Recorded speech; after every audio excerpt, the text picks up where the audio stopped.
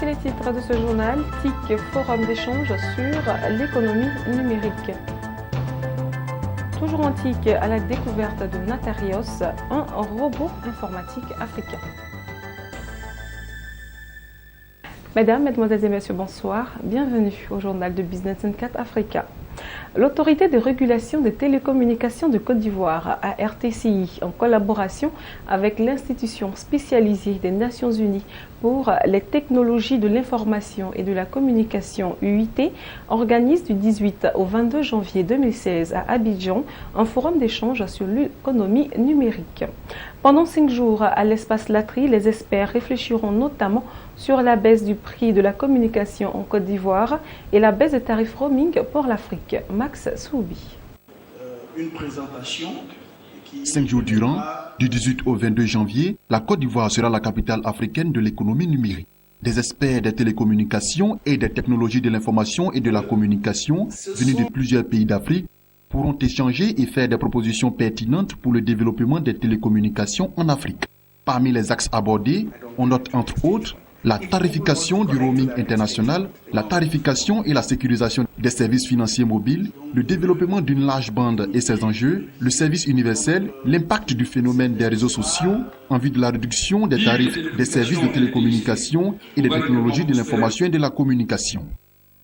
C'est vrai que notre secteur d'activité est libéralisé. Et l'on parle souvent d'un marché concurrentiel, mais qui en réalité ne l'est pas fondamentalement, dans la mesure où tout ce qui caractérise un marché concurrentiel, les critères ne sont pas réunis. Le nombre des offreurs de services est limité, les ressources qui sont utilisées sont limitées. Vous avez attendu, le gouvernement dit, bon, nous n'autoriserons pas plus de 4 opérateurs. Un tel marché, ce n'est pas un marché totalement concurrentiel. Et comme ce marché évolue en complexification, hier c'était seulement le téléphone, l'Internet s'y est ajouté, les données s'y sont ajoutées, et aujourd'hui ce sont des packages de services que l'on commercialise. Il est bon que nos régulateurs y jettent un coup d'œil dans l'intérêt de nos populations. Et au sein de l'UIT, il y a de grandes commissions permanentes qui travaillent sur ces sujets. Il est sûr que la tarification, il faut qu'elle soit adaptée pour qu'un maximum de monde puisse y accéder, quoi. Donc on peut remarquer que dans le passé, qui est quand même assez récent, quoi, dès qu'on a voulu au niveau de taxer en fait les communications, donc c'était un vecteur qui a ralenti l'émergence en fait pour accéder à cette information, quoi. Donc moins c'est cher, plus les gens peuvent accéder à l'information, plus en fait globalement la richesse d'un pays donc sera importante, quoi.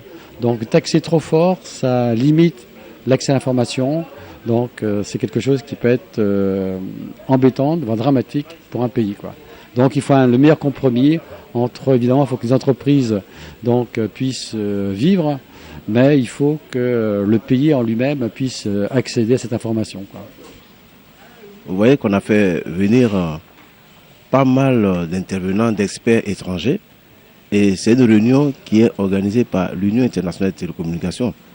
Et cette Union internationale des télécommunications, c'est notre plateforme internationale qui va permettre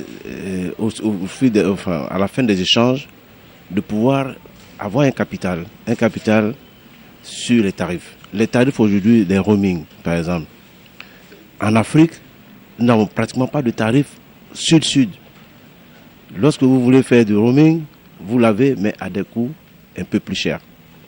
Alors que quand vous arrivez à l'extérieur, vous avez des très bons tarifs. Et puis en plus, c'est automatique presque. Lorsque vous descendez, comme disait tout à l'heure, vous descendez d'un avion, vous avez tout de suite, vous êtes connecté et puis vous pouvez faire ce que vous voulez.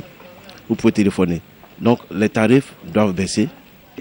Cette rencontre d'Abidjan devrait permettre d'améliorer plus encore la maturité numérique de la Côte d'Ivoire, qui, nous le rappelons, a gagné en 2015 14 places dans le classement de l'IDI, l'indice de développement des technologies de l'information et de la communication, publié par l'UIT, lors du symposium d'Hiroshima au Japon en novembre 2015.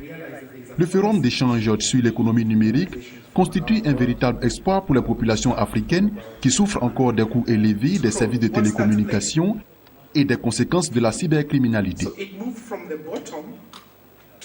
Si l'invention prend de l'ampleur au risque d'assister bientôt aux appels téléphoniques gratuits, mieux effectuer gratuitement des transferts de crédit, et ce grâce à une toute petite invention, Natarios.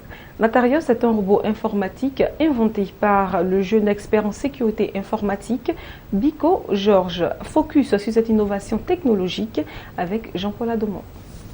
Alors, Natarios est un robot de hacking professionnel, c'est-à-dire un système d'intelligence artificielle intégré dans un processeur que nous avons donc intégré dans un système qui ressemble visiblement à un guichet électronique, tout simplement parce que la fonction principale de Natarios, c'est de transférer du crédit de communication gratuitement. Lui, c'est Natarios, un robot de hacking professionnel, et lui, c'est son père inventeur, créateur du robot. Le jeune expert camerounais en sécurité informatique communique avec son bébé. Bonjour Natarios. Salut Monsieur Biko. Comment tu vas? Je vais bien. Vous avez besoin de moi, monsieur? Oui, j'aimerais que tu exécutes une attaque de hacking pour moi. Il s'agit d'une des fonctionnalités de Natarios, le robot informatique qui permet de transférer du crédit d'appel gratuit et d'appeler gratuitement. Transfert du crédit vers mon téléphone. Bien. Vous souhaitez que je fasse un transfert de crédit à distance gratuitement vers votre téléphone. Ok. Votre choix a été enregistré.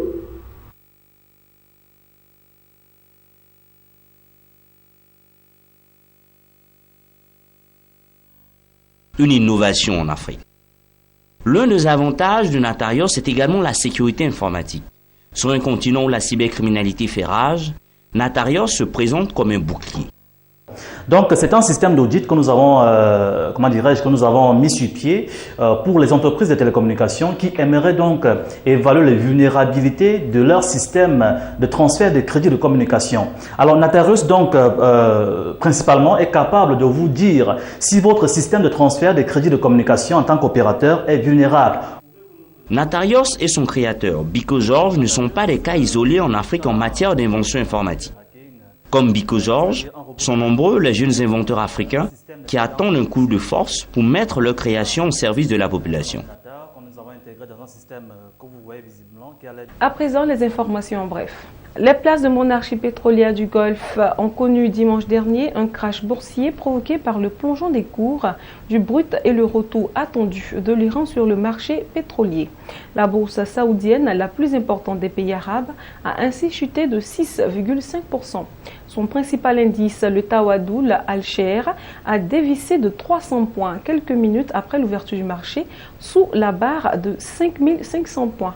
Depuis le début de 2016, la place saoudienne a chuté de 21,1%, soit plus que toutes ses pertes en 2015. Le groupement interbancaire monétique de l'Afrique centrale, JIMAC, procédera le 29 janvier 2016 à Yaoundé, la capitale camerounaise, au lancement officiel de la carte JIMAC qui permettra d'effectuer des opérations de retrait d'argent et des paiements des terminaux électroniques dans les 6 pays, c'est-à-dire le Cameroun, le Congo, le Gabon, Tchad, Guinée équatoriale et la RCA de la Communauté économique et monétaire de l'Afrique centrale, CEMAC. Voilà, c'est tout pour aujourd'hui. Merci de votre fidélité et de votre confiance. Je vous souhaite une excellente suite au programme sur Business 24 Africa.